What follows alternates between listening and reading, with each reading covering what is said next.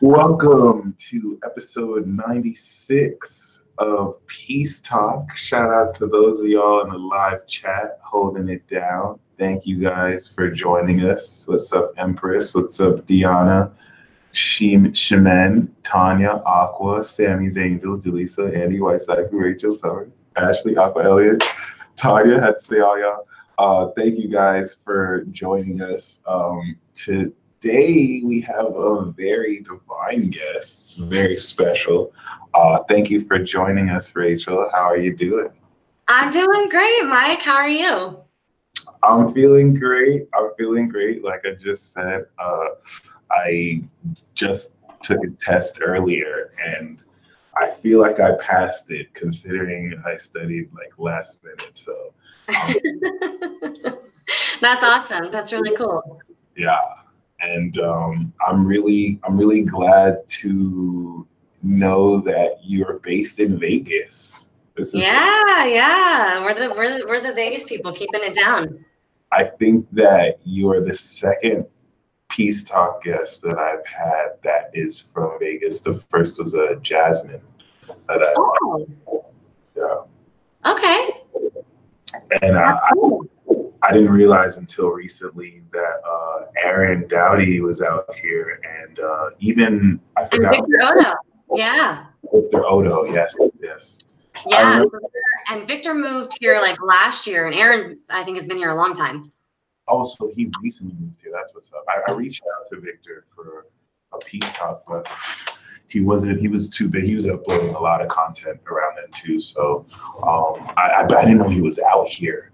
So I might try and reach out to him again and see what works. But yeah, I'm definitely grateful to connect with you. Thank you personally for reaching out and kind of expressing that you're here and what you do, because that kind of flipped the switch. Like I had no idea. Like I knew there are people who are out here working, but I had no idea that we really have this integrated circle that's already kind of, blossoming and flourishing. So definitely grateful to be a part of it. Definitely. So. Absolutely. And I wanted to just tell you my thanks, because when I reached out to you and just talking about some potential collab ideas, like I would in no way be I guess audacious or like bold enough to be like, hey, you should have me on for a Peace Talk or something. Like I really genuinely was just thinking about some interesting ideas of how we could collab and how our styles can mesh. Because I really genuinely value what you do. Honestly, I really respect it. I've messaged you privately about that, and just that I really respect people, who are raw and authentic, who say the truth of like how they feel, what they think, not necessarily in a way that this is how everyone else should believe, but like helping people see other alternatives, other options, other perspectives. And then the fact that also too, you have a large audience, a very large audience, very large channel, and are very well known, yet you're humble enough in everything that you work with creators and professionals, spiritual, leaders of all varying, fame, name, size. And that is like huge for me. I feel like I really dig that when people are like, when they see the equality of it, because that's how I feel, that just because of how popular someone is or how well known they are, anything that, it's really like, it's about the meat of it. What does someone have to offer? What are they all about? Where are they coming from? And I feel like you really get that. And also you just are like creating all this unity and education and awareness. It's awesome. I really dig it. Thank you so much. Much appreciated. And I mean, I'm just grateful. I'm really looking forward to being more present out there and, connecting physically with all of you. And I feel like you and I would be able to really probably host monthly meetups out here. I know. Yes. Oh my gosh, you're like, I had already thought that too. And I have a meetup. I already have a meetup group, actually local, with like, I think around 100 people a part of it, which is like integrative for mind, body, spirit. So we already have a platform, and that's something we can talk about if you're interested in that. I was like wanting to move a direction of even doing really cool stuff, like even open to the idea of like some ecstatic dance parties, or I don't know, just different like whatever, you know, like really getting people in a movement, something much bigger than myself. That's amazing. Personally in my chart, okay, I don't want to reveal that yet, but I'll tie it in because it's it's something about what you represent that I love, which is amazing. But we'll speak about it. Because first before I should have grabbed the water too. What I should have mentioned first before that is I recently found out that you were expecting. Congratulations. Yeah, thanks. It's been quite, I have a 13-year-old daughter. Well, she's about to be 13 this summer. And I was never married with her father. I was young. I was like 20 years old. And then, you know, I was working a single mom. I worked full time, went to school full time, graduated college, all that. And then began climbing the corporate ladder, and ultimately actually in the midst of my Saturn return, I met my husband. And then, you know, we've been together now 4 years. And we've had kind of an interesting journey towards conception, had a couple miscarriages this last year, and then now have a healthy pregnancy that's developing. So it's like it's a really, for me, it's so much more than just the joy of a child, but like it feels very much like a landmark, a monument within my life. That's amazing. Definitely. Third time's a charm, as they say. Yeah. It's something to wait a minute. So you had your okay. You met him when you got your Saturn return. Okay. See, yeah, because the Saturn return, it was like I think right around like towards the end of 2014-ish. So, and my husband and I met beginning of 2015. So that your Saturn is in Scorpio. Yes, my Saturn is Scorpio, as well as my South Node and a whole lot of other stuff. Like it's very intense. Well, I have Pisces in the 8th house, but then in Scorpio is my 4th house, and so I also have Saturn there, and it actually explains a lot of kind of like the tumultuous journey with my relationships, and you know, being a mother, all of that. It's really interesting, I find, when you dig deep into the astrology, and then even some of these more challenging aspects of our life that carry on for decades. For me, it brings peace in being able to understand the astrology behind it. Beautiful. And that was what I was going to ask that I wanted to pull out. What is your sun, moon, and rising sign? Okay, so I am a Pisces sun, I'm a Leo rising, and a Sagittarius moon. Oh, but yeah, it's really interesting because actually, even though I'm a Pisces sun, which typically, you know, people think Pisces and super watery and everything. Actually, I have more fire in my chart than I do water because of all my Aries placements. So I'm a very interesting dynamic of fire and water. And I'm actually more fire than I am water, even though I'm a Pisces sun. That I relate to that because I'm more air and earth, and I'm more earth than I am air. So okay. Yeah, that's amazing. Now I can see because you have this presence about you, and now I can see that boldness comes from the Leo rising. But yeah, something that I love about the Piscean energy, or maybe it's your Sag moon. There's just an essence about you that just looks very magical, very psychic. That's so awesome. That's a really awesome compliment. Thanks. And then personally in my chart, Pisces is my 11th house. So like it's always through meeting in Pisces that they connect me to a larger group and community of people. So see, well, I think that was a little vague. Personally, when I moved to Texas, I met somebody through fate, you know, he was in my electrical engineering class.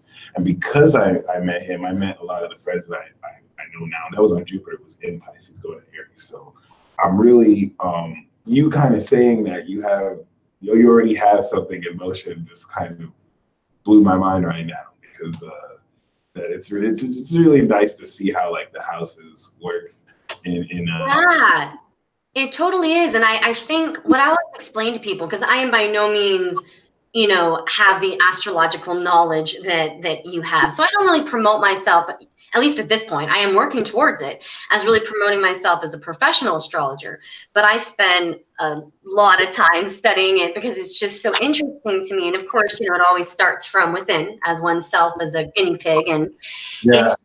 it's very interesting when I explain to people, I'm talking about astrology and how not to get caught up on the sun signs, that it's so interesting. I feel like I always use myself as an example because it is a perfect example of how you cannot use one sun sign to determine all these different, aspects of them, that there can be so many other, myriads of facets that create this individual. And so how someone would see me within a professional setting, how someone in corporate America would do business with me, deal with me, what they would think of me, would be a very different explanation of what, say, my daughter would describe me, how I am behind closed doors in the home, where my Pisces sun and Sag moon comes out full, in fullness. But really in the day-to-day, people might see a lot more of my Leo rising and my Mars and Venus and Mercury and Aries.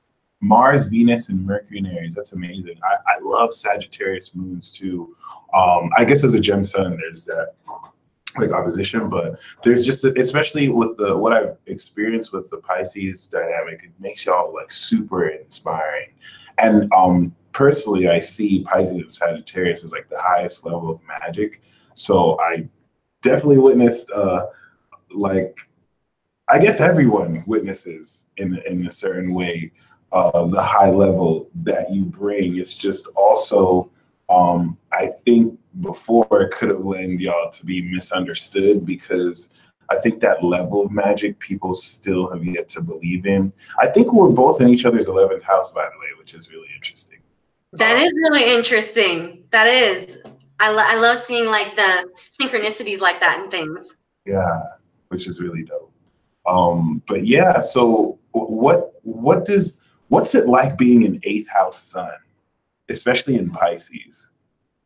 Great question. It's interesting because I really, really resonate with Scorpio energy, just in general. Like I love Scorpio. So my husband is a Scorpio rising, and my brother is a Scorpio. And when I've met other Scorpios, I guess the intensity and the mystery and the whatever kind of sometimes even darkness or depth that comes with that sign, I really love it. And I feel like I see, because my Pisces sun is in the 8th house, I feel like I almost often see the world through a very like scorpionic view. And it's interesting that like in my coaching practice, when I'm working with clients, there's not much that can shock me. I really don't. I don't judge. I don't get shocked. And really, I love a good mystery. I love like peeling back the layers. I always know that there's more behind what I'm seeing, what I'm hearing. There's always a why beneath the why beneath the why. And that's where I feel like I am able to really help people bring about transformation, is that with true neutrality and no judgment, can help them go to these like depths of corners of their soul and dig out these tiny nuggets of secrets of knowledge that I'm not telling them what to do or like how to solve their problems. I'm helping them uncover like these hidden things. And then that's what brings the greatest transformation, is that it's resonating with them at the most intense way, because it's their own truth. It's their own secret. It's their own hidden knowledge. And I'm just able to like unravel that and uncover it. And so I just feel like I generally see the world through a house of like Scorpio, that I see transformation, I see death, I see rebirth. And heaven knows my life has been nothing but like the death card, the tower card. Like that has been my life. I live in like the death card.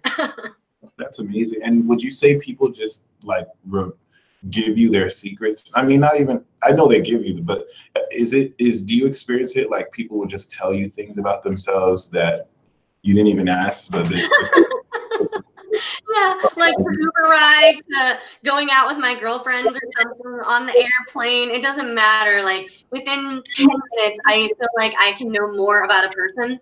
I always use that analogy on my channel where I tell people like that within minutes of meeting someone, even if I've never met them before, I can find I don't care what they look like, where they're from, background, ethnicity, race, sexual, whatever. It doesn't matter. I will find something within minutes that connects us, unites us. And organically, people just seem to like want to unload to me. So I can't even tell you how many literally Uber rides I've had where within minutes, the person's like telling me all about their marriage and like asking for advice. And it doesn't bother me because I really like connecting with people and I like helping people. So if I can have like this magical 15 minutes with someone and, you know, help them feel peace or help them transform, I'm all about it. Bring it, you know? That's amazing. And there's something that I want to uncover when I look into when I put out subsequent like World War Z episodes. But I recently, with the slight brush in reading the Kabbalah, I read about how well, I didn't read the Kabbalah, but there's certain Kabbalic knowledge where they talk about, I think I learned about it when I was studying how it relates to tarot, and they were talking about how the fire suit is the highest, and then the water, and then you have the air, and then you have the earth.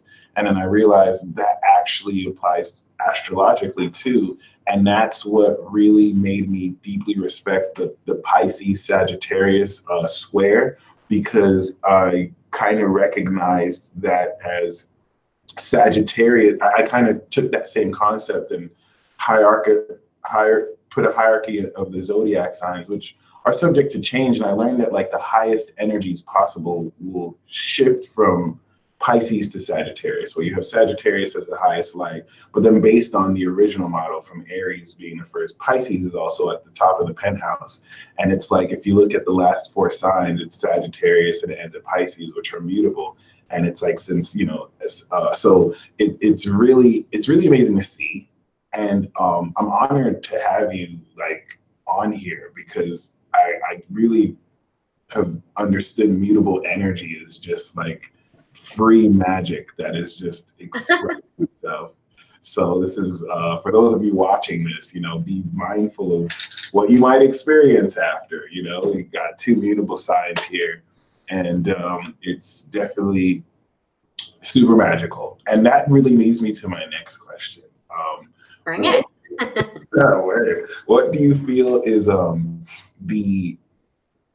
how is your, and this is a little bit big, but how is your experience of, I was going to ask how your experience of magic in general is, because I can imagine they always say Pisces is in like a fantasy world, but I've started to really respect that Pisces as a vibration and Sagittarius are able to be aware of all worlds simultaneously in this physical realm. And you can talk to certain people about that, but you know, like me, I don't have an awareness of that. I only know because my moon's in the 8th, and I've had to search that. But before, I would have gaslighted that. I would have been like, that's not true. Like I wasn't born knowing that, like I'm sure someone like you was.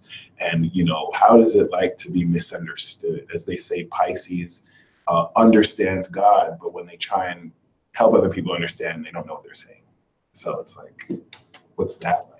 That's a really great question. So, in all honesty, pretty much from, I mean, as long as I can remember, I never fit in. I never felt like I fit in. I mean, I've always had friends. I mean, even in high school, I was in student council. I ran the assemblies, you know, like stuff like that. Like I've always been a people person and involved, but as far and accepted and things like that, it's not like I necessarily was an outcast. I just always felt, I guess, like the kind of cheesy or cliche saying of like, I felt like I was from another planet. And that was hard, but was very challenging growing up, and even into adulthood had been a challenge. And it's really only been in recent years that I was able to kind of like embrace my weird, so to say.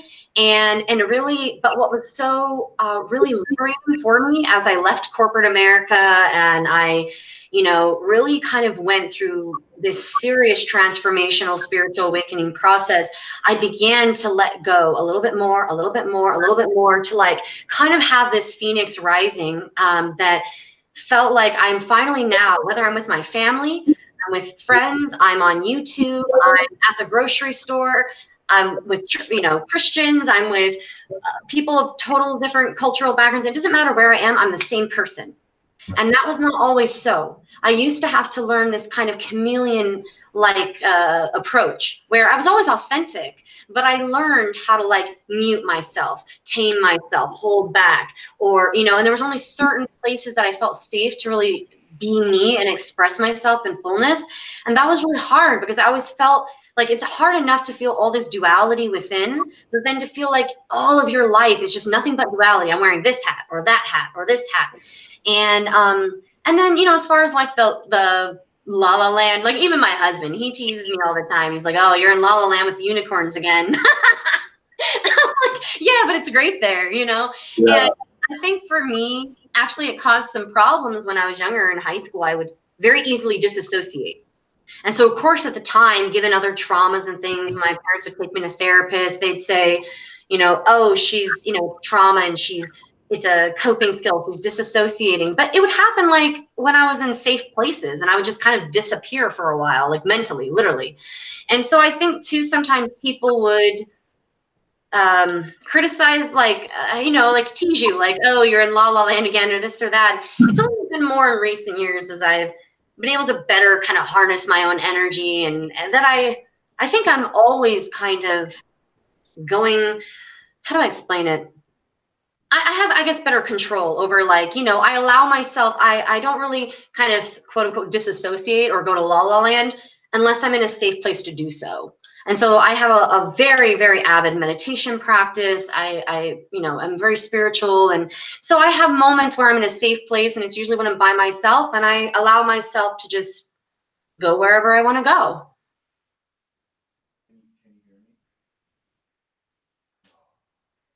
Oh, I can't hear you, Mike. Oops. Okay, I put in the wrong setting. Yeah. No, that's amazing. I personally have.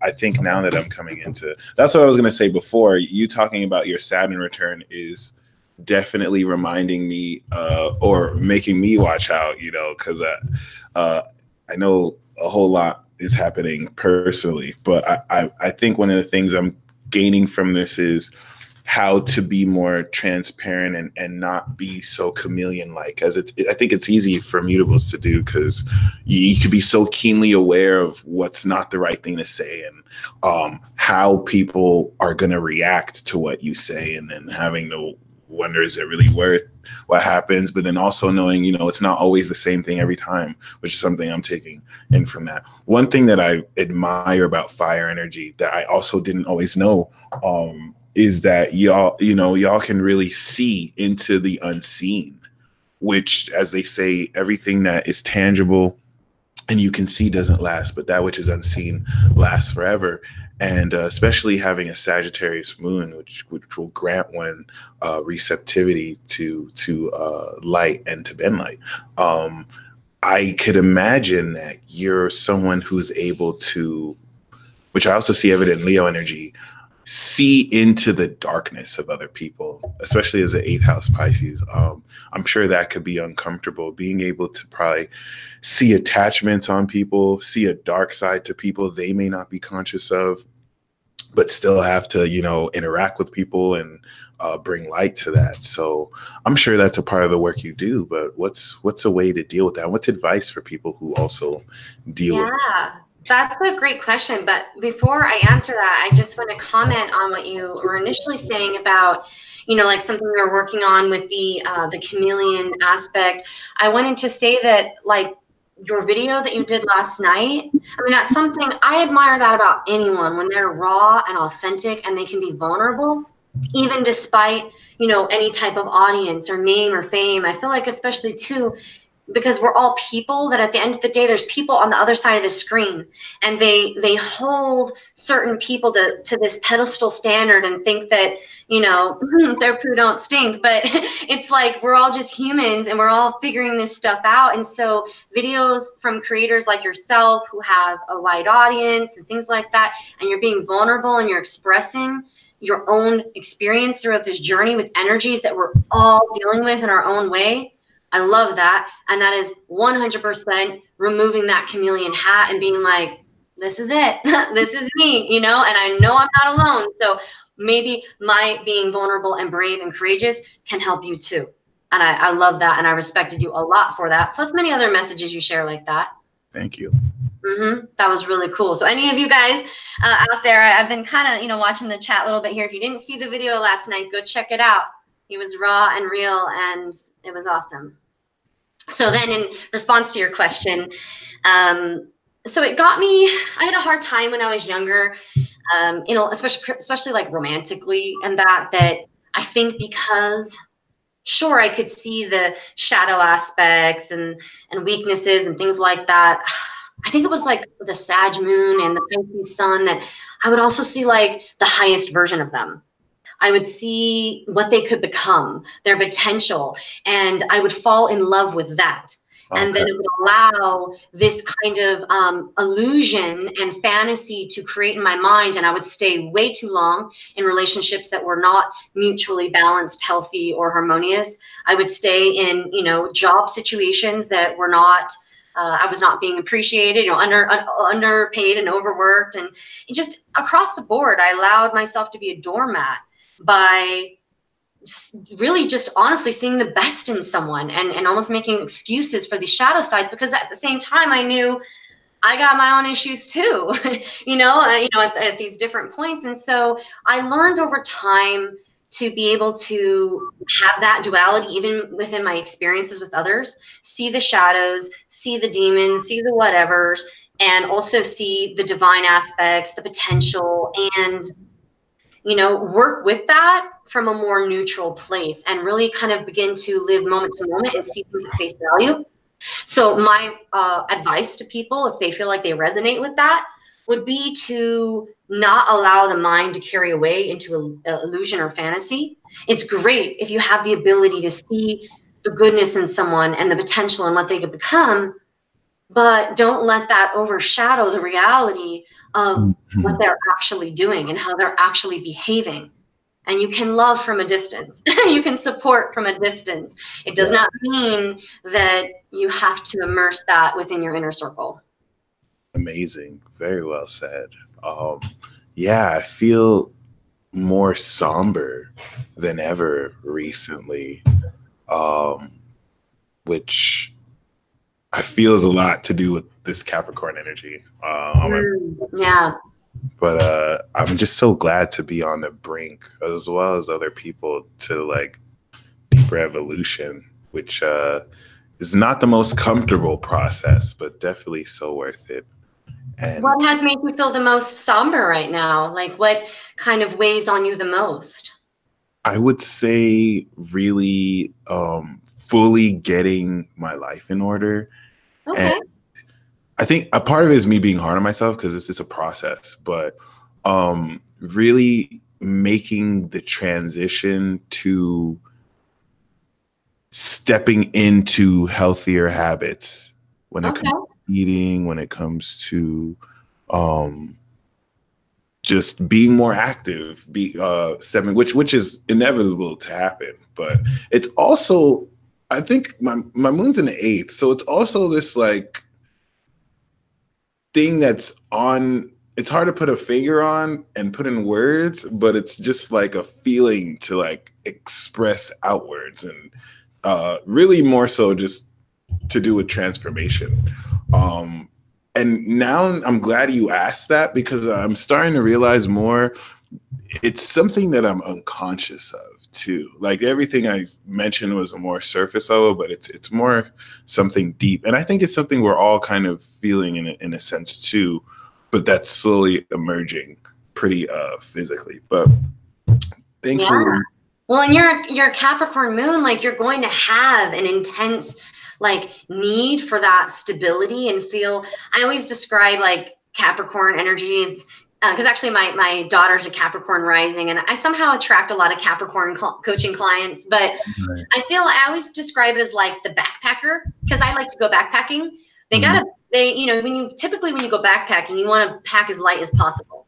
So you want lightweight equipment. You want everything you need, but only that which you need. And I always feel like Capricorns, it's like packing the backpack with, needing and wanting as much as you can to like make sure all bases are covered and there's like a secure foundation. And so that would totally make sense if you're, feeling some at all like unprepared or have any instability or anything on your ground when it comes to like a physical aspect. Out of curiosity, can I ask you a question? Yeah, please. Um, what it's what when you're talking about like wanting to make certain changes with your health or routine or diet, if you were really honest with yourself, if you felt like there was one main thing, either a behavior or an activity or something that was like creating a setback for you, holding you back, are you able to identify what that is, what that might be that's preventing you from having success and making certain changes? Yeah, great question. It's actually me. It's actually stubbornness on my part. I think that's what I was struggling to say before, because I actually know what to do. I've actually known what to do for like the past few years, but there's just something in me that's partially like, wait, even though I should do it right now, it's just like there's a way that I want to do it that I'm kind of aiming to get first. Okay, so here's a way to say it, which is kind of childish in a way, and almost kind of pushes this out indefinitely. I want to, like, study regularly, eat healthily, work out more, but I kind of also wish that I could do that like the way it's done in the movie Limitless, where he eats the NZT pill and then it's like he's operating at max efficiency and is doing it all the right way. And even though, realistically, if you just do it first and you allow it to you allow over time through repetition to get more perfect. So I think a part of me is like, okay, I'll wait till this certain date if I'm not able, even though I'm waiting for nothing that's going to happen like that realistically. So I will say, a lot of my inner laziness, a lot of my toxicity is purging, because the Saturn return is going to end it. But I don't know. I kind of feel like there's just this shift that I'm wanting to trigger first, and then I can apply the discipline. Even though, if I discipline myself first, I can fine tune that. But yeah. I have some interesting thoughts to share with you if you want to hear. Please, yes. Okay, so you're not alone. Like most people I talk to, the interesting thing is knowledge does not equal habit change. Oh. Think about that for a second. Knowledge does not equal habit change. If it did, we'd all be skinny, rich, balling, everything. We'd have it all because we all know what to do. If you ask anybody who wants to lose weight, they all know what to do. I need to eat healthier. I need to stop, going to TGI Fridays every weekend. I need to stop eating a pint of Ben and Jerry's before bed. And I need to actually move my body, and eat more vegetables. They know exactly what they need to do. But knowing what to do does not equal habit change. So it's so interesting for me, honestly. Like every time I work with someone, it's the same thing every time. I can sit down with them. They know what they want. They know what they don't want. They even know what they need to do to get where they want to go. But actually making that a reality is a totally different story. Yeah. So, what's interesting too is I think it has to do with our social conditioning of what we're taught, that it's about doing. It's about it's a very masculine push do. So even in listening to yourself, which, you're not alone. Like most people have this mentality. It's, I need to just, be doing it and have this regimen. And the thing is that takes the joy out of it. What you described about wanting to do it like the movie Limitless, that is how actually lasting true transformation occurs, is when you figure out how do you want to do it, what feels good, because that's going to be what's sustainable.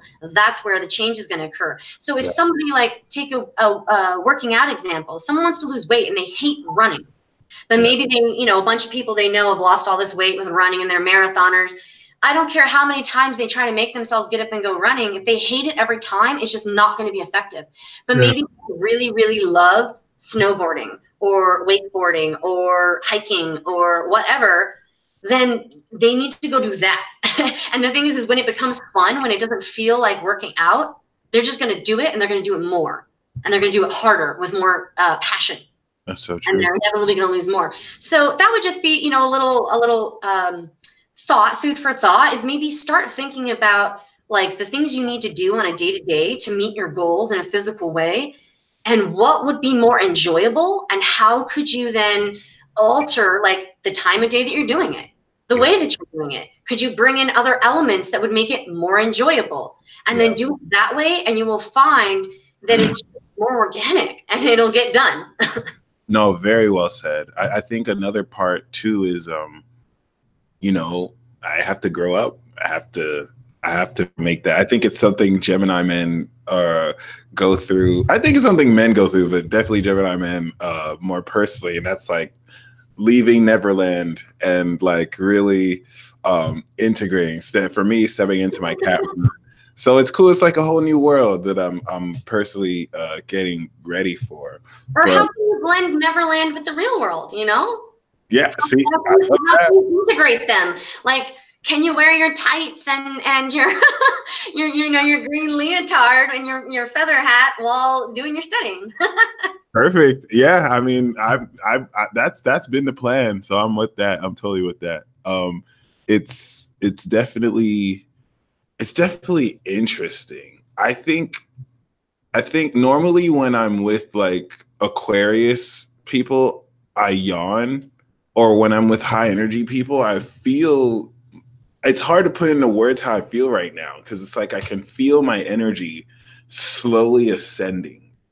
Oh, that's awesome. I have seen an ebb and a flow with your energy for sure, but all, you know, positive. And I have to tell you, I love, how do I put it? I love not just Gemini, but actually air energy, even though I have very, very little of it. I think it is just my Jupiter and Aquarius that I really love. I have a very hard time with air energy if it's lower vibration, we'll put it like that. But people that are very open-minded air signs, and that I love, because they'll talk, and I'm a talker, so we just talk and they stimulate my mind, and I stimulate their mind. And so yeah, I love air energy, Gemini and Aquarius in particular. Sometimes I have challenges with Libras, but yeah, definitely Gemini and Aquarius, they're like my favorite people to talk to. That's amazing knowing you have Jupiter in Aquarius. So that would make you born in 84, 85, I believe. Yeah, 85. That's amazing. That's super amazing. So yeah, I mean, you've titled your brand, or what you do, Spend Smart, Live Happy. And how did you come up with the name, and how did you get into doing what you do? Thanks for asking. Yeah. Before, sorry to interrupt. I was actually going to say too, that feeling of ascension, I'm feeling directly with you. Like I feel your energy kind of slowly uplifting my energy. Not and I'm barely aware of it. So I can only imagine how other people are affected by this. So thank you in advance. I think that's that's awesome, Sauce. I'll thank you. I always say, when I'm talking with people, and I always feel like I learn more from people than anything that they learn from me, you know, because we're always mirroring each other. So it's brilliant, it's beautiful. That's why we're here. But how I got into what I do is pretty much from a very, very young age. I just always felt different. You know, I wrote a lot of poetry. I was very artistic and musical and dramatic and different things. And I dealt with a lot of, you know, moods, and I had a lot of different experiences. And then at a young age, some of the things that I was exploring, I had like a magic book and you know, I think I was like attempting to perform my first like seance at about 8 years old on a mountain cliff edge at our cabin in Kola Mountain, Zion, Utah.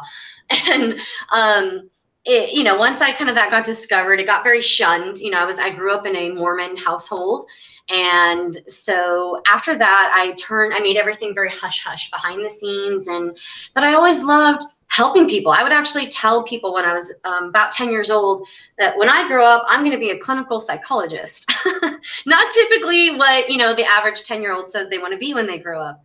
But I was fascinated from a young age by why people do what they do. Why do they think the way that they think? Why do they act the way that they do?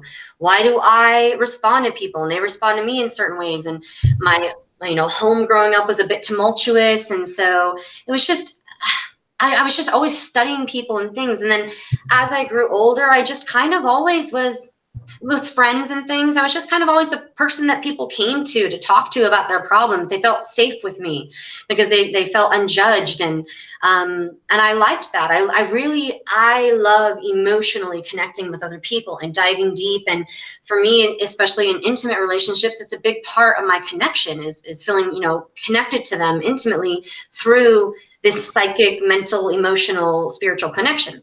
So honestly, as I was going through college, I was originally planning on being a marriage family therapist. So I got my bachelor's degree. I had been working for the last 2 years of my degree towards going to UNLV through the MFT program. I was getting all my things in a row, and I'm very because I think my midheaven is in Taurus. The way that I work is very earth. It's very I have a plan, and I do everything methodically and calculated. So what's the MFT program? What's that? What's the MFT program? Oh, marriage family therapy. So that was the graduate program for marriage family therapy. And at least here in Vegas at UNLV, it's really competitive. They have hundreds of people apply every year for the program, and only accept about 20 to 30. Yeah, so they have hundreds of people apply. They accept about 100 to come and do this intensive interview. It's an all-day interview. You're doing group interview work. You're doing role play. You're having a one-on-one. It was like a really intensive thing. And then from that 100 people, they select like 20 to 30 to actually go into the graduate program.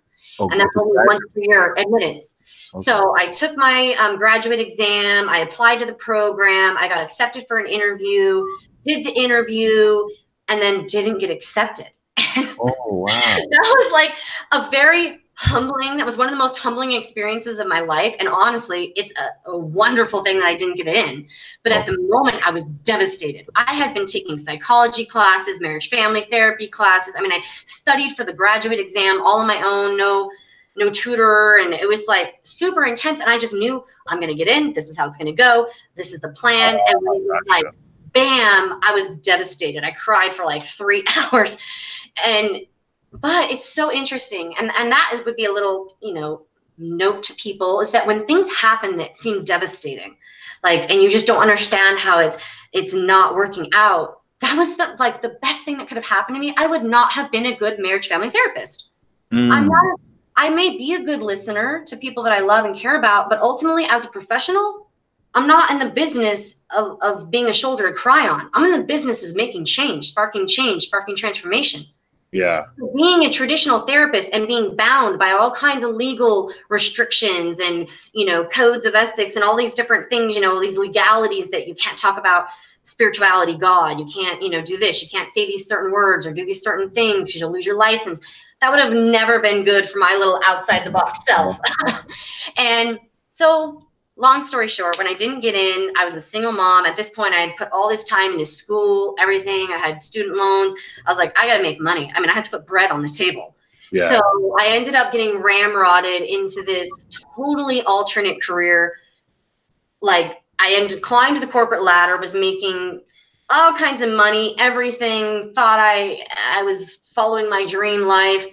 And I woke up just slam smack in the face, miserable, functioning alcoholic, just anxiety through the roof, everything unhappy. So I began to really that was really right at the time of during the Saturn return, and went through this massive spiritual awakening and began to be like, this is not me. This is an unfulfilling job. I'm not helping anyone. I'm not being creative.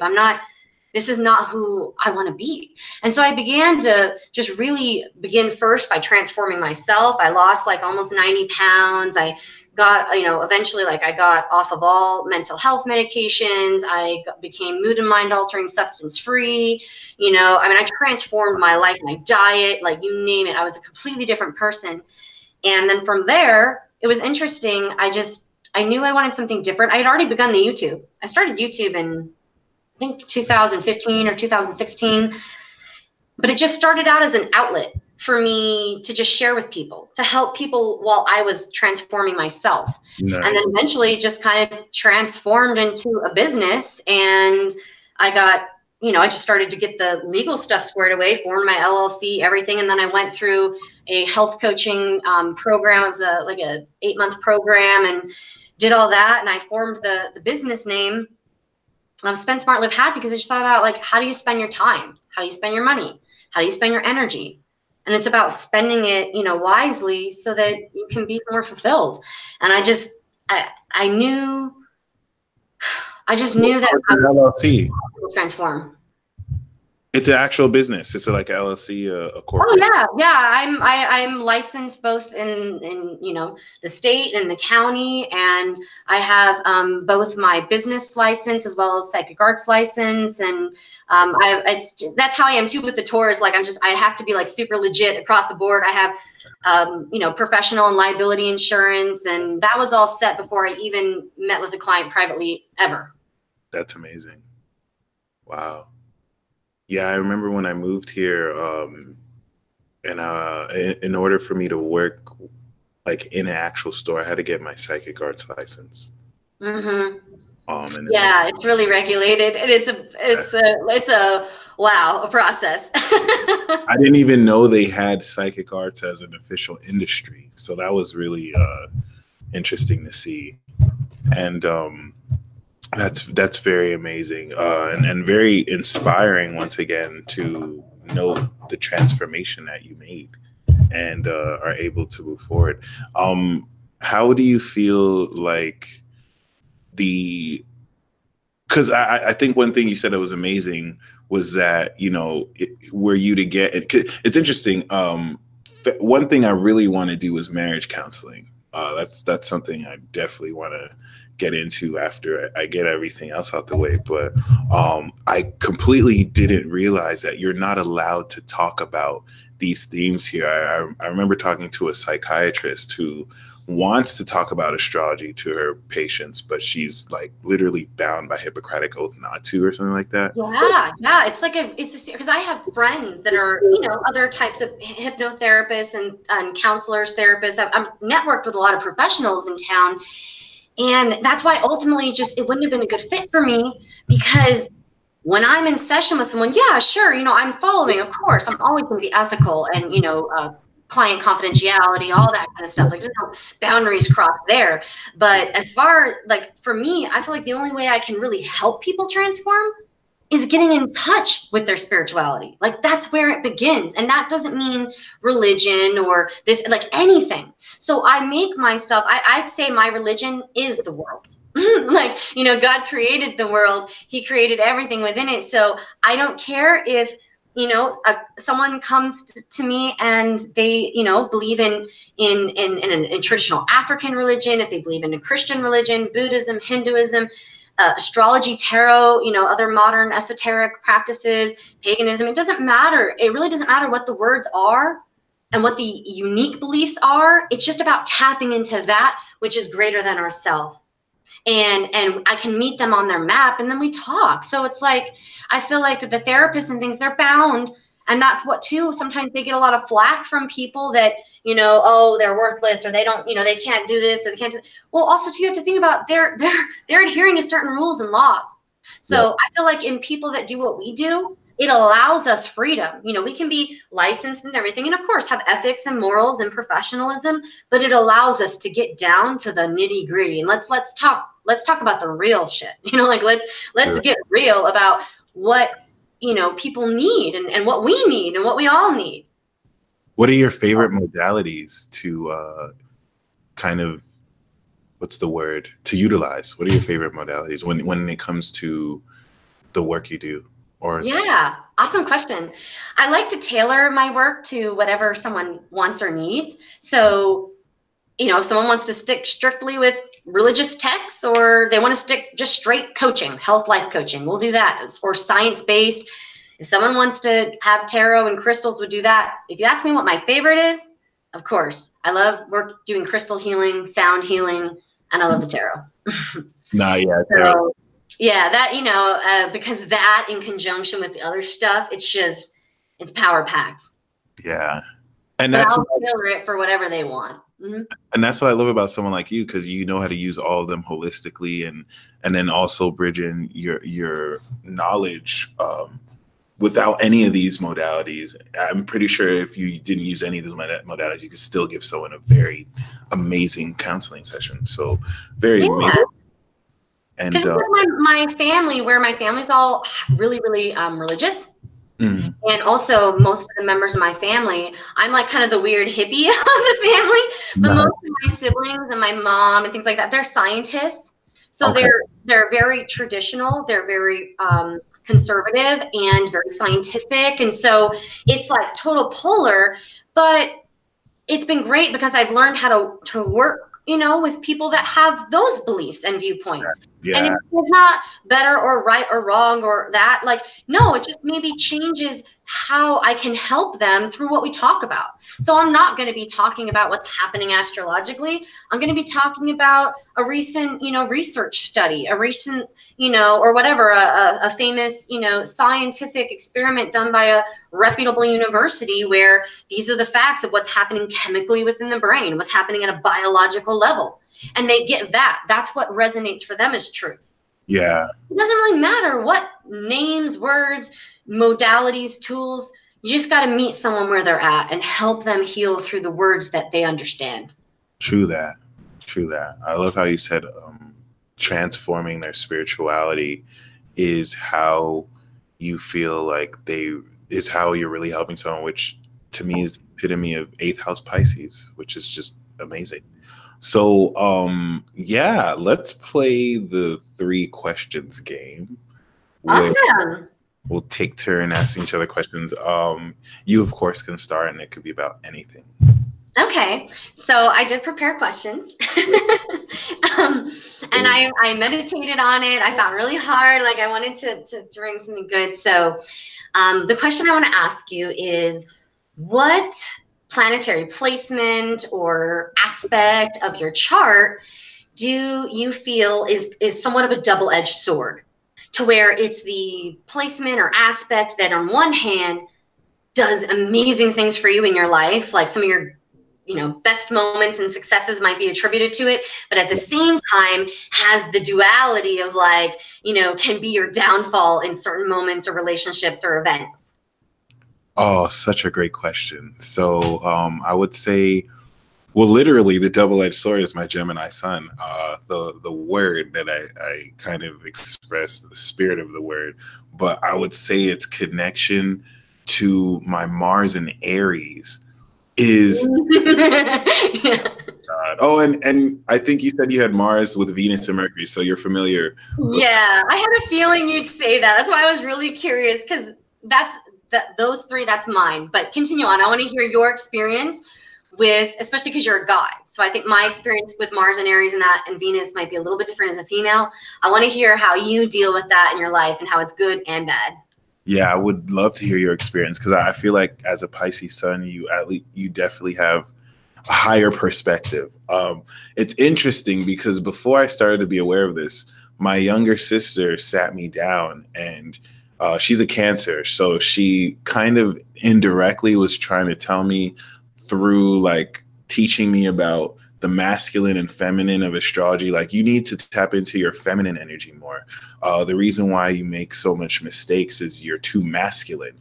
You give into your Mars and your Gemini. And I didn't get it at first, but it was pure wisdom. And I really examined how, especially as a projector, I've tried to live my life as a generator. I've tried to force things. I have Mars and Aries, a square Jupiter and Cancer, and also Uranus and Neptune and Saturn in Cap. So it's like my moon. So it's like when I do actions, I can they can go too far. I can come off too strong. And yeah, I love it because I'm able to, of course, act impulsively and on the spot and kind of make things happen that I wouldn't have thought possible. I just love the Mars and Aries aspect. I feel like the Gemini kind of instigates it. It's like, oh, you can do this, Mars, and then I kind of like I feel the anger and I talk about it, but like or I feel the passion, I talk about it. And I'm really respecting it more because it definitely allows it's a part of my masculinity that I spent my whole life suppressing, you know, growing up in a traditional household, and also, you know, feeling that to desire, because my 12th house is also Aries and it's progressed to my 12th house. So when I feel my sexual desire, I have associated with guilt, like it's wrong. And also, you know, learning not to be so deviant with it. So that's also the thing that's the double-edged sword, because sometimes I can take like on the spot, right place, right time, divinely ordained action, or I just do the most awkward, weird thing in the moment. And Mars and Aries just happens so instinctually and impulsively. It's like, then after I'm thinking about it, like, why did I do that? And it's crazy because it squares my Capricorn. So I'll take action, and my Capricorn's like, no, no, no, no. What did you do? No, why? Why did you think this was a good idea? That's hilarious. And where is your Venus again? Venus is actually in Taurus in the 12th house. Opposite. Oh, wow. That's a really interesting contrast. The Venus in Taurus and Mars in Aries. Yeah, it's like the Venus in Taurus wants to cuddle in bed all day, opposite Pluto, intensely obsessing, and then the Mars in Aries is just trying to go on a badass adventure. So that one can be vulgar, that one could be very detached in the 11th, but then the Venus wants that deep spiritual connection with that one person. So yeah, very loyal, everything. So yeah, it's different. I'll say that. And my Mercury's in Taurus too, but I would say sometimes the Venus could be a double-edged sword, because the way I'm processing love is, you know, toxic. It's pure, but I have to get rid of the toxicity. But totally gonna give that to Mars and Aries and Gemini. Yeah, the Gemini. Yeah. I can see that. I was, really, I have to admit, when I was writing that question, it was because I had been thinking so much about that particular, placement and whatnot in my chart. And I knew that your Mars was in Aries. So I was like, I just really felt like that was going to be your answer. Yeah. It is a tough placement. It is. And it's got me in so much trouble. What? It's got me in so much trouble. Yeah, no joke. It's gotten me promotions. It's gotten me, all kinds of great stuff. But at the same time, it is straight foot in mouth.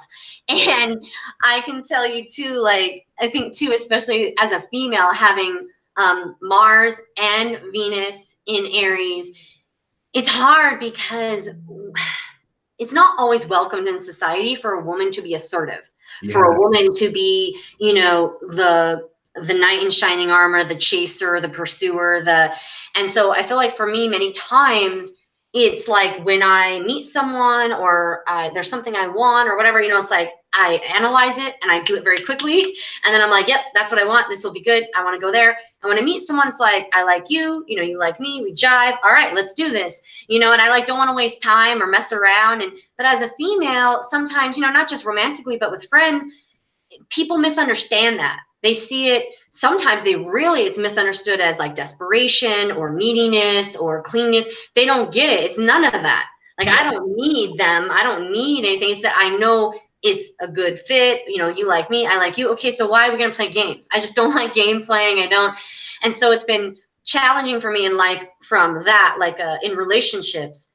It's created problems because I will just dive right in. I don't want to waste time. And that, especially in younger years where there was maybe, lower self-esteem and different things, it created all kinds of problems. But then too, as far as like what you're talking about, oh man, my mouth has gotten me in trouble, because it's like that. I think with the other fire is that when I get fired up, sometimes I just speak, and it's the foot and mouth. I don't think too much. But I'm never harsh. I think my Pisces sun would never allow that. Like, I'm never, how do I say it? Like, I'm not, I don't speak to intentionally hurt. Like, I wouldn't name call. I wouldn't, take low blows. I just say it. I speak very much almost like I take on a Queen of Swords energy.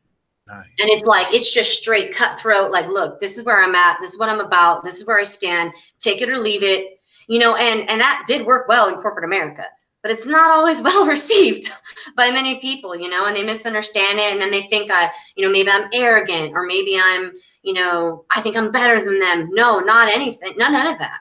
I just want to set my boundaries, and it doesn't always come out with the most tact. I think it creates sometimes a lack of tact, and that's where it's gotten me into trouble. And then you throw in the Mercury in Aries.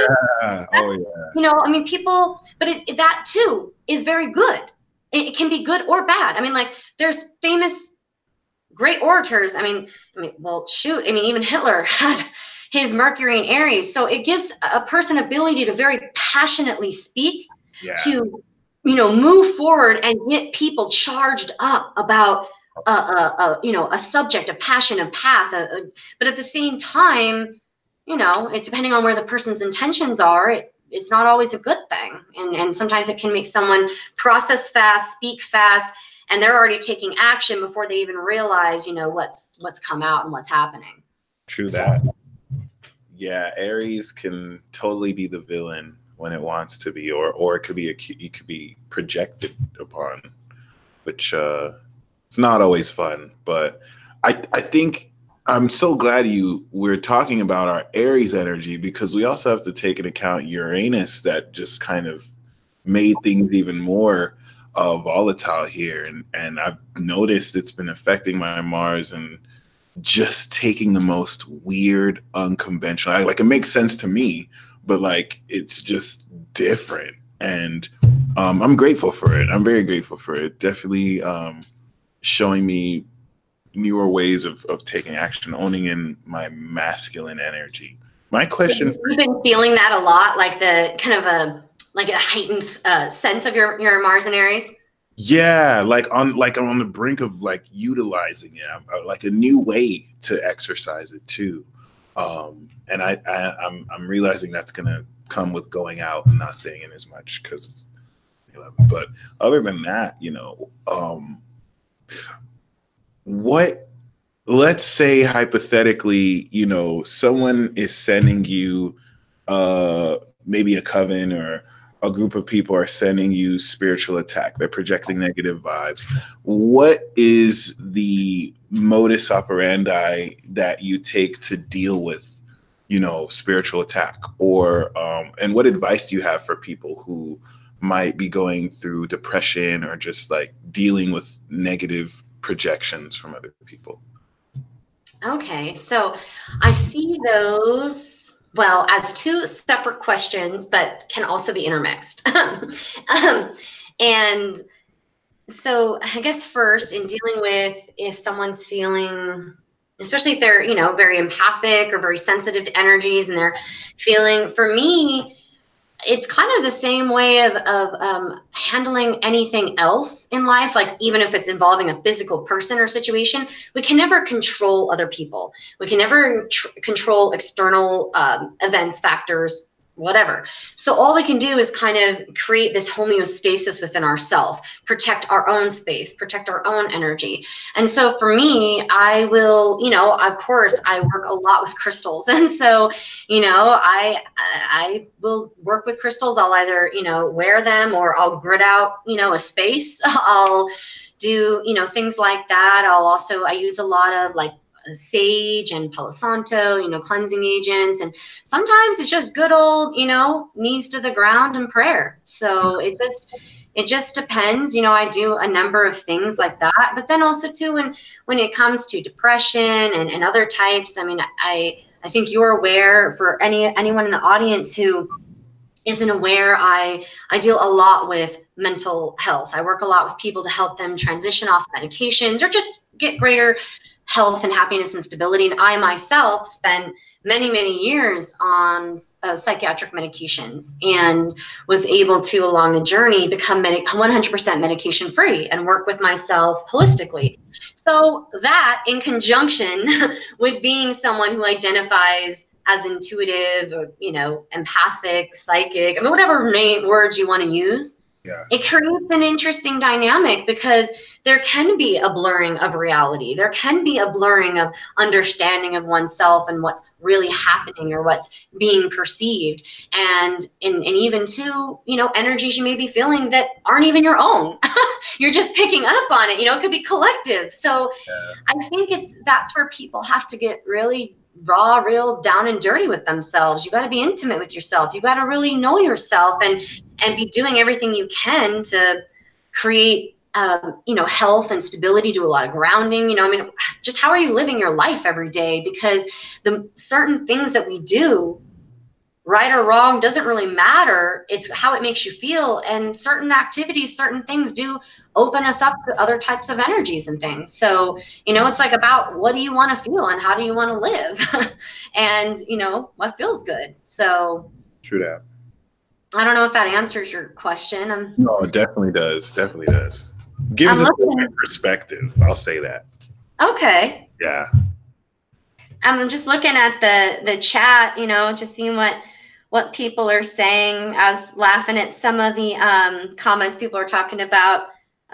Confident, I think, are like women, aren't always well received, or some people are saying they're attractive. Different things. That was fun. I hope everyone in the chat's doing good. I'm sorry I haven't been commenting directly on stuff. It says, looks like Violet says empaths tend to get caught in energies like spider webs. Yeah, I agree with that. And that's where I think of being able to understand the difference between your energy, other people's energy, what's real and what may be some mental health issues and you need to address. True that. That's a really interesting question. Because kind of spans for a lot.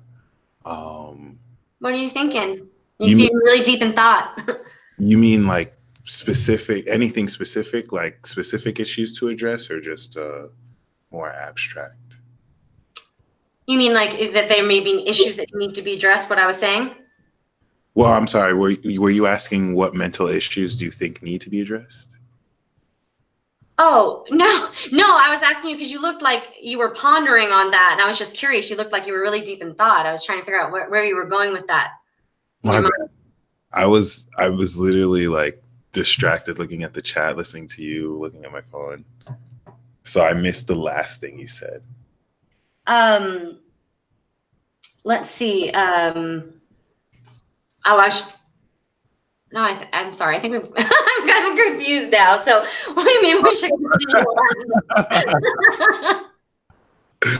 Yeah, that's the Gemini double-edged sword right there. It's okay. I'm all about the rabbit hole. We can go wherever. No. But could you repeat the last thing you were saying? Yeah, because I was commenting on one of the chat commenters were saying that, empaths, it was like getting caught in a spider web. And so I was just saying that it is true. I mean, if everyone has the ability to be intuitive and empathic and different things. So if you're picking up, if you're feeling a turmoil inside, it could be, you're dealing with certain energies within yourself. Maybe there's, aspects, there's, transits and things going on and you're going through sometimes you could be picking up on other people's energy in your immediate environment or even the collective. And then other times too, you might be feeling things for those that suffer from any type of mental illness or other struggles with mental health. There could be things going on there that need to be addressed. And, being able to understand what is going on internally. Are you intuitively feeling something? Are you having some actual legitimate chemical unbalance and need to work with that? Or, and just so that you can be healthy and navigate whatever energies you're feeling and being able to differentiate and decipher amongst them. What's yours, what's not, what, is energy and what's maybe just biological. Yeah, very true. And it's not the easiest to differentiate, especially something you might think is an attack is really just more, like you said, just picking up on collective energy and assessing what other people are feeling. So totally resonate with that. I think we're on round 2 now. Yeah. Okay. So the next one is, if you could you know, the I don't know, the cosmic authorities gave you the right, because you're an astrological detective, to pick a zodiac sign, sun sign, to give truth serum to, and ask anything you want. And basically, I mean, you're going to get 100%. I mean, they've had truth serum, right? So you're asking them everything you would want to know, the real truth, the real raw behind the scenes of that sign. What sign would you choose? Scorpio. At first I was gonna say that the sign that I would want to do it to would tell the truth freely, so I wouldn't have to do serum like Libra and Aquarius. But you were saying for them to reveal stuff you didn't know, and I feel like Scorpio is that one sign. I feel like Pisces is that way, but it's only because Scorpio only permits so much. So I feel like Scorpio keeps so much secrets to themselves. Like there's stuff Scorpio knows that they'll never tell anyone. So if I slip them a truth serum, I don't know how much it'll work, but I think it's even doubly so. Shout out to Ethernosis in the building too, because Gemini is Scorpio's 8th house. So we actually have that effect on him. Like we indirectly kind of bring it out. But yeah, I think that's one of the signs that I would just tell them to tell me all their secrets, because I'll give people consultations, and every time I start to talk about like 12th house or Scorpio energy, it's almost as if that energy is like, no, you can't reveal these secrets. I'm gonna.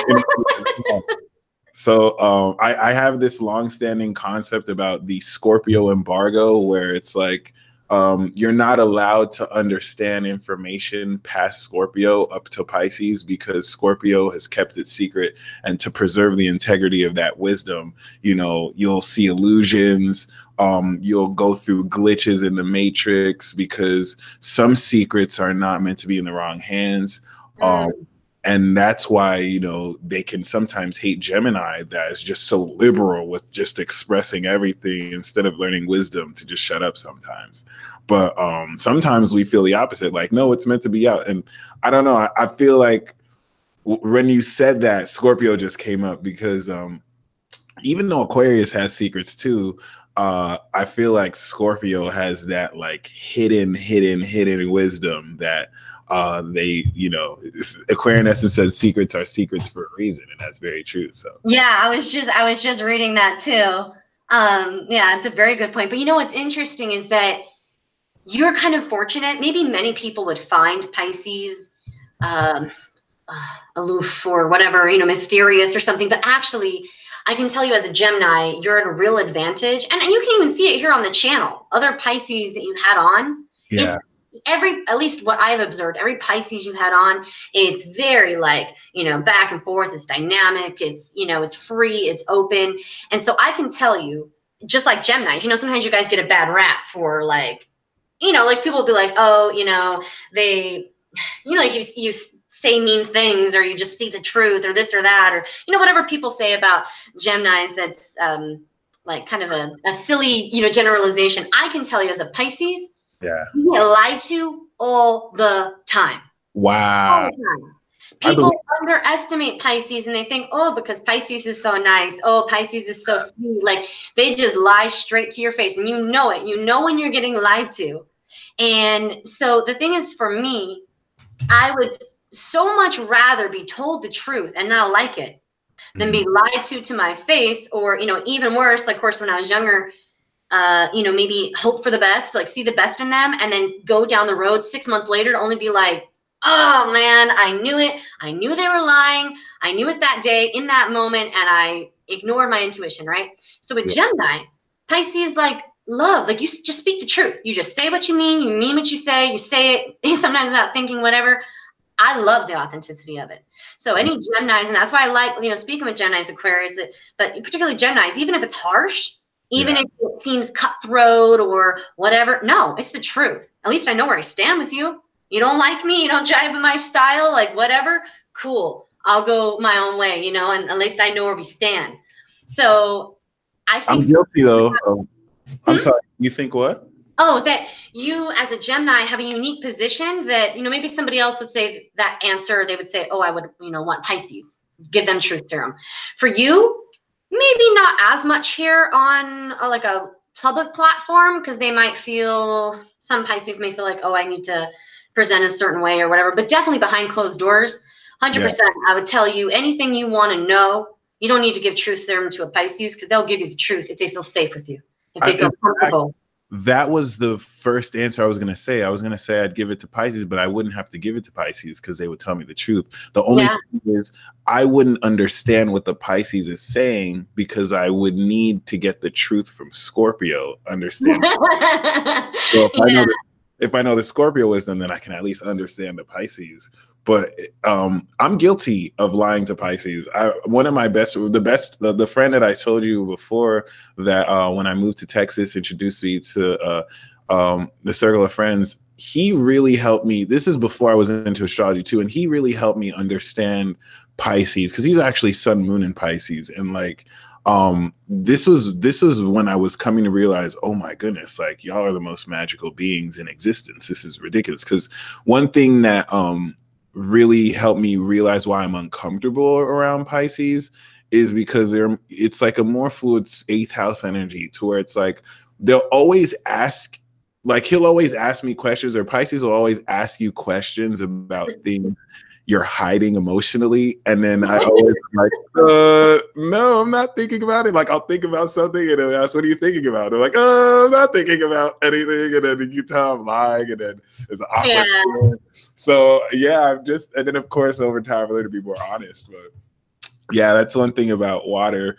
And once again, Piscean energy that has always made me feel uneasy. But thankfully, yeah, I was going to say that before. Every peace talk I've had with Pisces has been amazing. It's been like nothing short of amazing, very organic, very awesome. I'm very grateful for that. It's a good jive. Like once we started talking about, doing this, you invited me, gave me the honor of being able to come in here and be a guest. Of course, I, in particular, rewatched a couple. Like I love Olivia from OJC Astrology. She's so awesome. I watch her all the time and everything. And so, just seeing how you guys vibed, I was like, oh, I just know it. Like it's going to be a good peace talk. I'm going to have fun with Mike. It's going to be good. Yeah. And the time just flies. Doesn't even feel like an hour passed. I know. Like it doesn't even feel. That's what I was saying, like Geminis and stuff and Aquarians, I could talk with them for hours. If you were to ask me like, who would you want to take a 30-hour road trip with, it would definitely be like a Gemini or Aquarian or something, because we'll just talk the whole time and be jamming out to some Tom Petty or something. I don't know. Perfect. Well, my second question to you is I normally save this for last, but I got a better question I'll save for last. So what are your 3 favorite zodiac signs? What 3 give you the most challenge? The hot seat question. Yeah. So, okay. Okay. Definitely. I love hanging out with, like I said, of course, like, Gemini Aquarians, but in particular Aquarians. I don't know what it is. I love Aquarian energy. Actually, I've been recently connecting with, Aquarian Insight, who you had on your channel. Nice. And we've been back and forth. Jay's so cool. And I love the way Aquarians speak. And I seem to like never be able to make friends with Aquarians. I've never dated one. They're like this mystery zodiac sign. I only randomly meet them, and it's always at a distance. So I have one particular Aquarian friend. He works at a crystal shop here in town that I frequent. And we don't talk on the phone. We don't text. We don't hang out. We just see each other at the crystal shop. But every time it's like this magical out of world experience. We have this incredible conversation. It's like we go to this alternate planet or something. I don't know. It's amazing. I love Aquarians and Geminis too. And actually both signs, I just seem to never really get to have relationships with, but I really love their energy and talking, and then the deep insight and the willing to like analyze and talk and dig. But then also Taurus. I love Taurus because if I had to be honest, they feed my ego. Nice.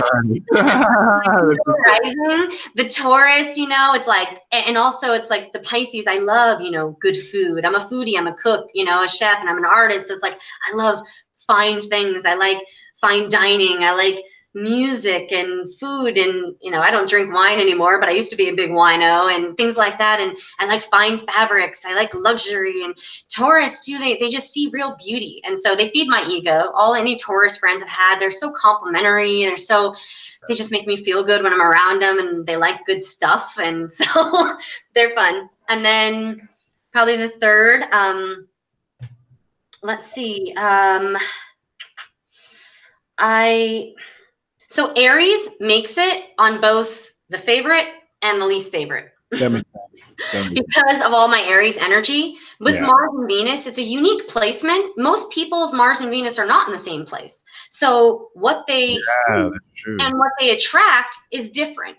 For me, what I seek and what I attract is the same. And so it creates this dynamic where, I mean, some of the most influential relationships, some of the most catastrophic relationships, some of the most like dynamic, important, and tragic relationships in my life have been with Aries. I attract them like flies, moths to a flame.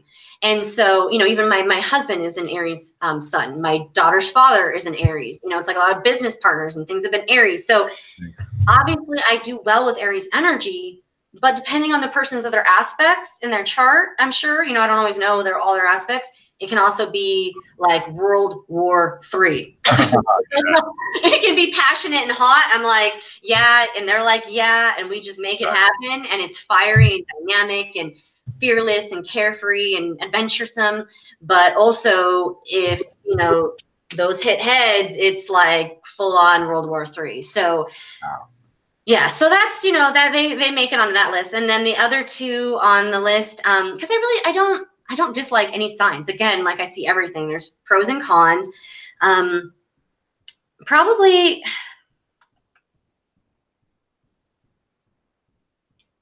I'm gonna say Scorpio, but not for like the reason of like I have a bad time with them.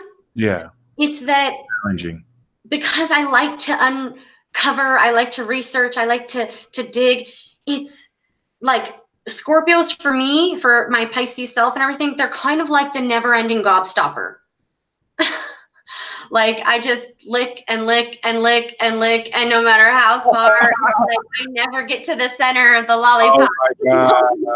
Oh and as a Pisces, and then particularly with my specific placements, it's like exciting but infuriating. Like, what do you mean I can't know all of the depths of your soul? Like, I want to know. I want to know. So that's like that. And then the third one, the only sign I've kind of had issues with sometimes is like maybe a lower vibration Libra.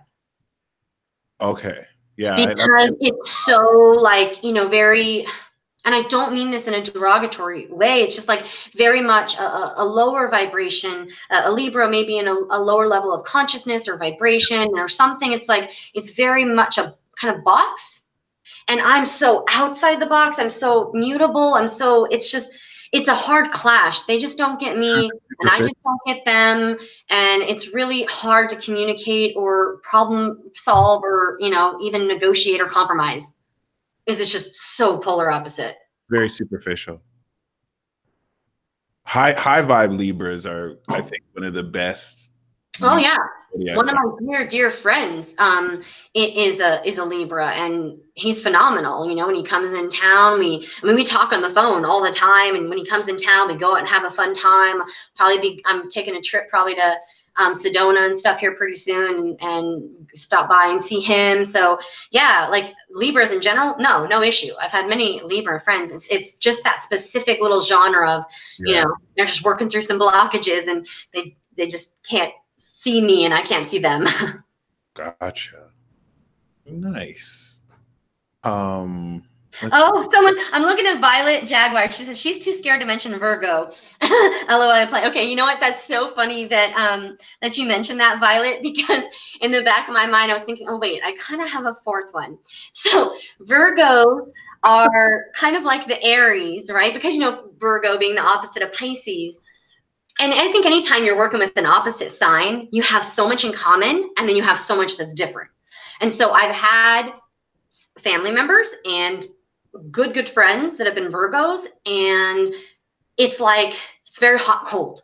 Even within those relationships, I can be very, very close to that Virgo. We can be very intimately connected. But then when we don't see eye to eye, it's like just hot cold. It's just like it's sometimes there's challenges there. And especially as I think maybe not so much now, but definitely a younger Pisces, a less evolved Pisces self, me, I would take anything that I perceived as criticism very personally. And I was way too sensitive, and I would get my feelings hurt, and I'd be all bent out of shape because, Virgo told me what's up. But really they're just speaking their mind, and, and really there was truth to it. That's the only reason I got triggered by it anyway.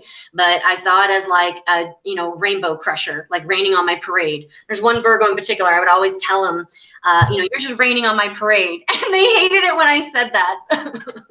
Damn. It's something. But I love Virgos because they're beautiful. They actually make very good companions for me when we can, be both of us mature in compromising. Absolutely. I just love how Virgo always ends up on that side of the list, like for majority of episodes. I'm actually going to take I'm going to use that and somehow make a point with that or use it as a case study. Because I think it's like Gemini's though. It's just it's a truthfulness that's misunderstood. Exactly. People need to grow up is bottom line is what it is. People need to grow up. And when someone says something to you, if it hurts your feelings, it's because you're getting triggered, because at some core level, it's either resonating as truth or it's triggering something else that, is a truth or a wound that needs to be healed. So, as long as they're not intentionally being hurtful, you do have to look at the energy behind and the intent behind the words. But generally speaking, when I look back at the, one Virgo in particular, I mentioned that, they were just saying it like it is. And I took it to heart and got all bumhurt about it because at a core level, I was sensitive to it. I would say the fact that Virgo is in the challenge list for like over 90 episodes is actually a good thing now. Because that consistency is really revealing, very revealing. Somebody was saying got here in time for Spellzing says got here in time for the Virgo hate. I don't hate Virgos. I have some very important people in my life that are Virgos. It's just when I was younger, it was hard to take the truth. But really now I see how tender-hearted, like the Virgos, they have been very supportive to me many, many times. Like they came in to be a rock for the Pisces, understanding the pain, the need, and just really kind of like even females, they just kind of like came in with a masculine presence of like, all right, I'll hold space for you. Nice. So I have a lot of love in my heart for the Virgos that have held space for me many times. So, okay, yes, we're on the last round now of questioning. Someone's asking too what sign I am, so I'll just quickly repeat. I'm a Pisces sun, Leo rising, and Sagittarius moon. Beautiful. Yeah. My last question is I'm excited to ask, but yeah, we have one more question from you first. Oh, okay. Yeah. So this next one, I hope you don't mind. It's a two-parter. So it's kind of like two questions, but I feel like to ask them as a two-part, it completes it. Okay? That's fine.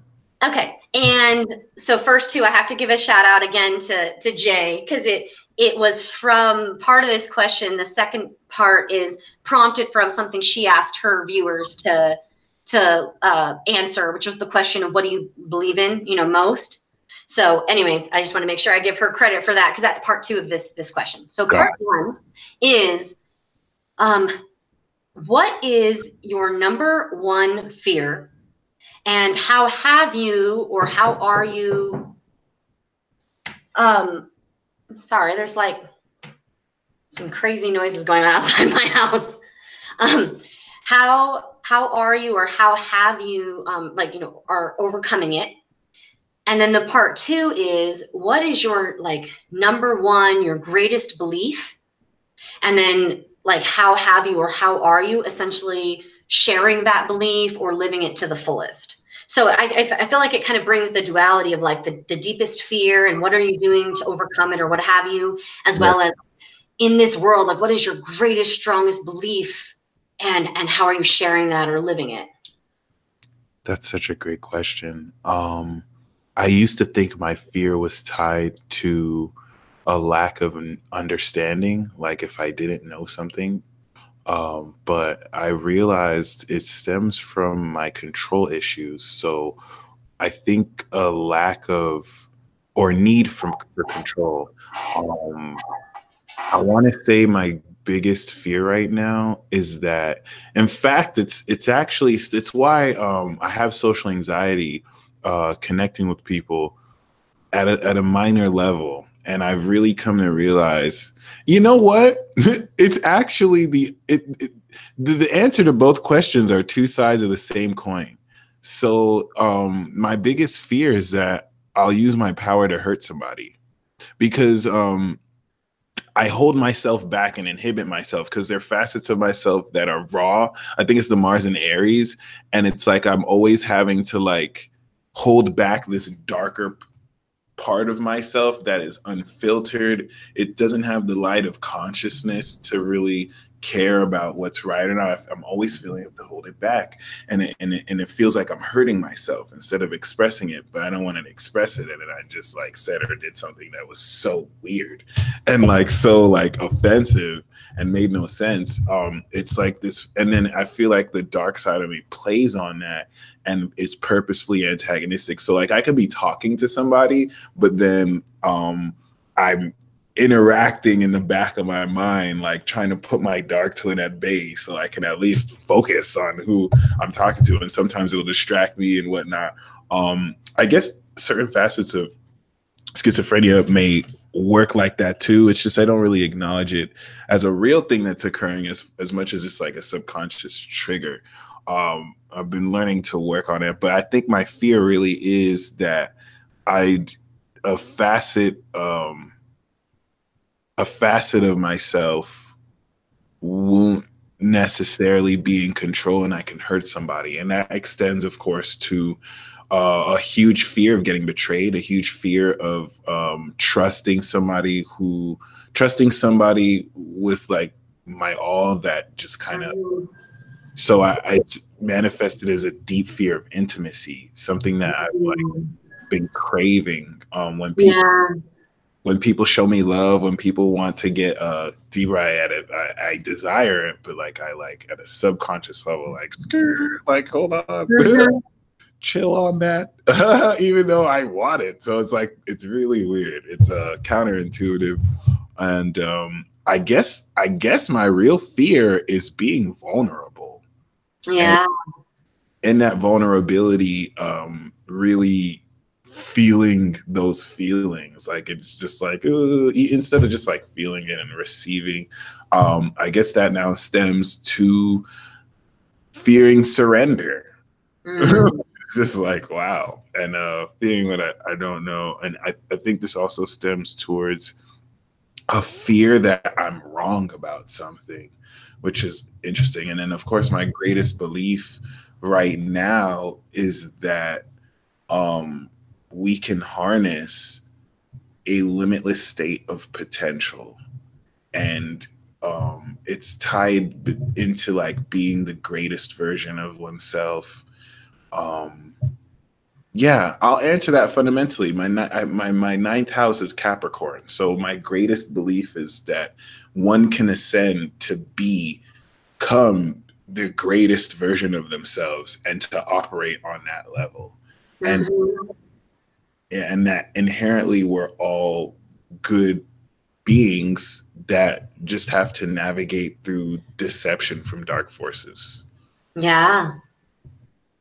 Very deep. Thank you so much for sharing. No problem. It's interesting. I'm glad you asked that because I always like to suppress. I don't like to acknowledge what I fear. So I'm like, I don't fear anything. Like no fear. Like I have fears, but I don't want to address them because it's like I don't want to feel that fear. So I kind of like when I try and bring it up, I kind of like simultaneously try and hide it from myself. But I'm glad. Yeah, I think most of us do that. But what's really beautiful is I feel most of us, what are our greatest challenges ultimately through in time become our greatest strengths. So if your greatest fear, if you're identifying with that as a fear of intimacy and betrayal and these types of things, like that's a really, really common fear. That just means you have so much to give in your heart, that you have a kind of, and it doesn't surprise me with like a Venus in Taurus, like that when those energies and feelings are worked through, it just means that at the right time, with the right person in the right place, or people, different things, different relationships, your heart will have so much to give, and that you'll in time be able to have the most genuine, heartfelt, intense and deep and fulfilling and rewarding relationships with people who will help heal those wounds. So it's really beautiful. Amen. Yeah, and I feel like that's what I'm on the brink of right now, like a better way to integrate all this. So looking forward to that for sure.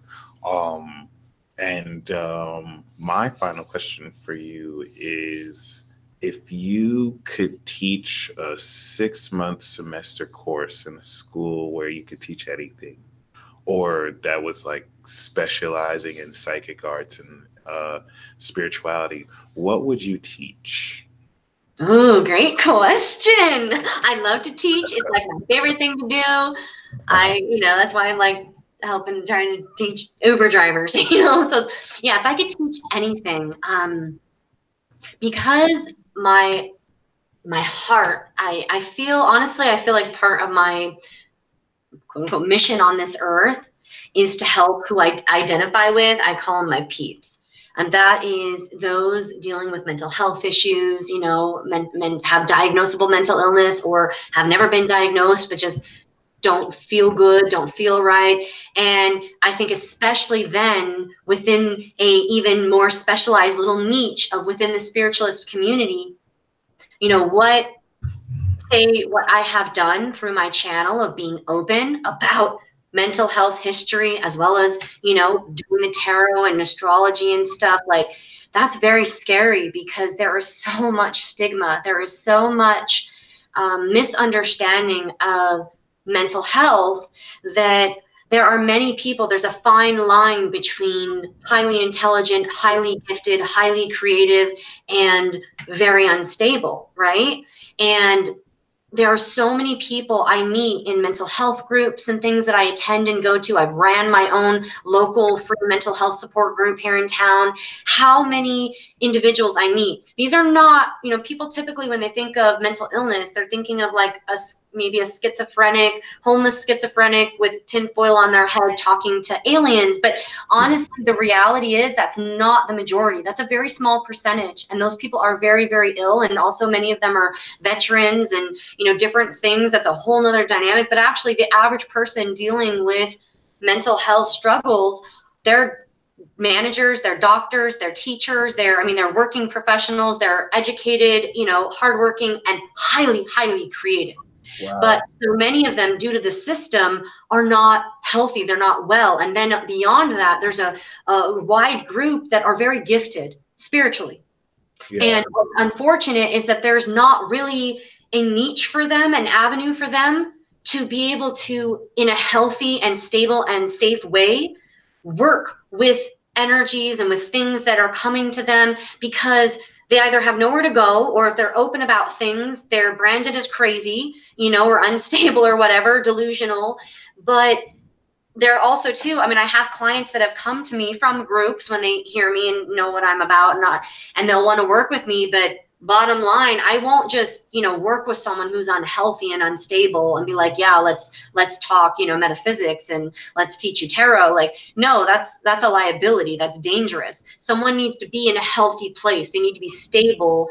And then from there, when they have a fullness and a grounding of what's going on and they have an understanding of reality, fantasy, delusion, whatnot, then from there, if they want to begin to expand their consciousness, then we can work with that. And so if I could teach anything, I would want to help my peeps, people who are very creative, they're very gifted, they're highly intelligent and have so much to offer this world.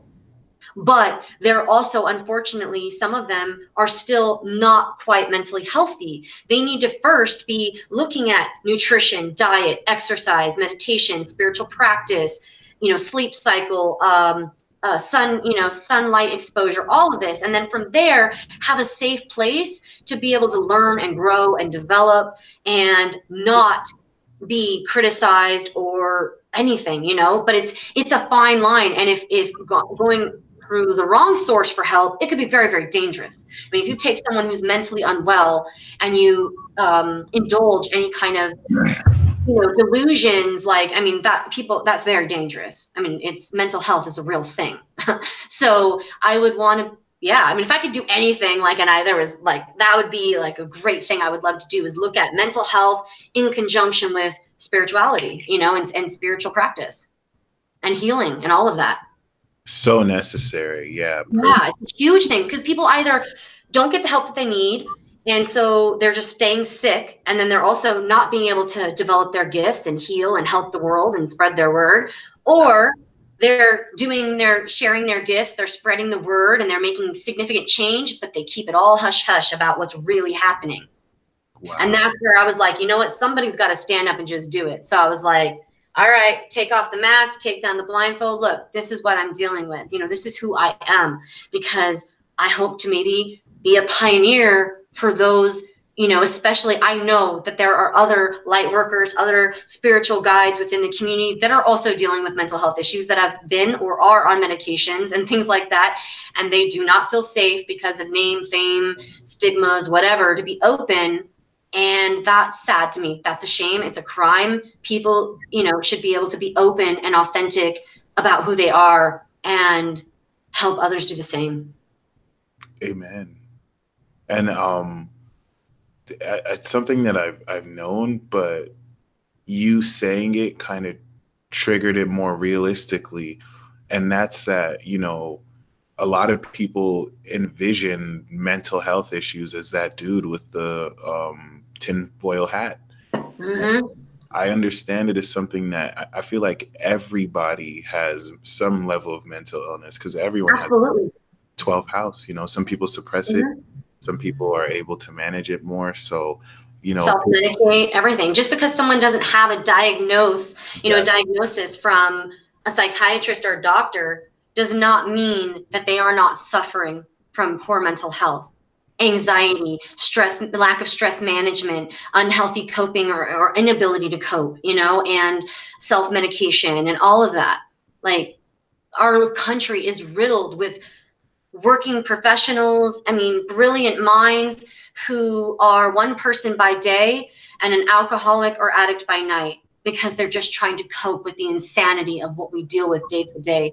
And so I don't care if they have a diagnosis or not. If you are seeking external sources to fill an internal need, that's a mental health issue. Wow, that's deep. That's very deep. Yeah, and I guess it's with people being more courageous to come out and say, hey, I go through this too. And work with it, work with your energies, like whoever you are, whatever your disabilities are, whatever your limitations are, whatever your fears are, whatever shadows or demons you have, like, everybody has them. So work with the energy and just learn, to become the best version of yourself. And it's totally possible. Amen. And I'm so grateful. I think I look forward to the people who I look forward and those people who you help are going to be very lucky to definitely step forward, which I think that's like the whole theme of the age of Aquarius and Pluto in Aquarius, like fully attacking mental health in ways that have never really been done intensively before, because now the symptoms have risen to kind of create that. So I guess in close, how can people reach you? I have your website in the description box below, but what services do you offer, and how can people get to know you? Yeah, thanks. So I love, here on YouTube, I'm at Spend Smart Live Happy, pretty much across all platforms. My name, is Spend Smart Live Happy. And so they can follow on YouTube, where they're, for those who maybe don't have a budget that would, or a need for private services. There's lots of free content on YouTube. They can follow me on Instagram or Facebook and find messages that are uplifting there. I work a lot just with mind, body, spirit as an integrative coach. And those that might be interested in working with me privately, one-on-one, then they can certainly reach me through any of my social media platforms, but they can email me at, it's again, just spend.smart.live.happy@gmail.com. They can reach me through the website. And so for services, I can work with clients via Skype, long distance, international or long distance clients, and I can meet with people locally, anyone local. But I offer coaching, life coaching, health coaching, tarot readings, and crystal healing, sound healing, guided meditation, mantra work. I can help people if they're dealing with mental health and they're looking to reduce or eliminate medications or other type of health, weight loss and stuff like that. But particularly, I love working with mental health, and I am happy to go with people to their psychiatrist, to work with their psychiatrist or other medical team, as an advocate. So yeah, they can email me, they can reach out to social media, and I would love to get in touch with people and help anyone who feels like they jive with my style and might benefit from that. And for those who need a free service, there's a lot of free content as well. Sweet. And your YouTube channel, once again, is Spend Smart Live Happy. Yeah, here on YouTube. Yeah. And do you have any final words of advice for anyone who's walking this spiritual path, especially newly? Yeah, and there's so many, people new coming on board. And I think my advice would be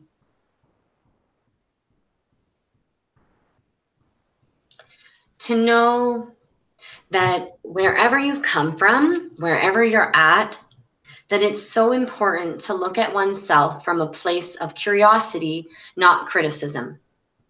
And that in looking, and honestly, the best way to do that is through meditation. And there's many different forms of meditation, whatever jives with you, whether it's binaural beats or shamanic drumming or guided meditation or even meditation and movement, exercise, Tai Chi, Qigong, this kind of stuff, whatever you resonate with. In that place of meditation where you're creating space and you can step back objectively, neutrally, and look at your life from curiosity, not criticism, and just see who you want to be, where you want to go, what you want to do, and what things are holding you back. And then how can you make change within the next 48 hours? Like from this moment right now, what can you change in your day-to-day habits, rituals, routines to begin to make change and to make success inevitable in the areas that you desire to spark change? And then from there, do not expect perfection. I always love to say it's not about perfection, but personal excellence. So, whatever it is you're striving to make changes in, do not shoot. The more change you need to make, the slower you need to go. So pick goals, changes that you can begin doing right now within the next 48 hours, and you can hold yourself to that standard and then do things every day that make you proud of yourself. And within that, you build momentum. And each day you grow, you change, you understand, and from there you transform your reality. Beautiful. This was amazing. Thank you so much once again for joining. Thank you. I've had so much fun. I was so excited for today, and I really admire you, and I'm so grateful to you for this opportunity, and I so hope we get to work together again. Yeah, I totally look forward to that. I'm going to make sure I invite you back on the channel as well, so we can focus on more topical conversations. And yeah, look forward to seeing what we accomplish. And thank you guys in the live chat. Totally enjoy your energy.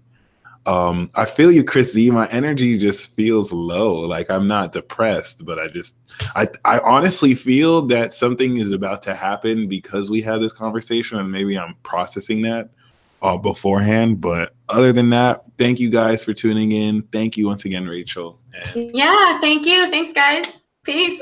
Y'all blessed as always. Peace out.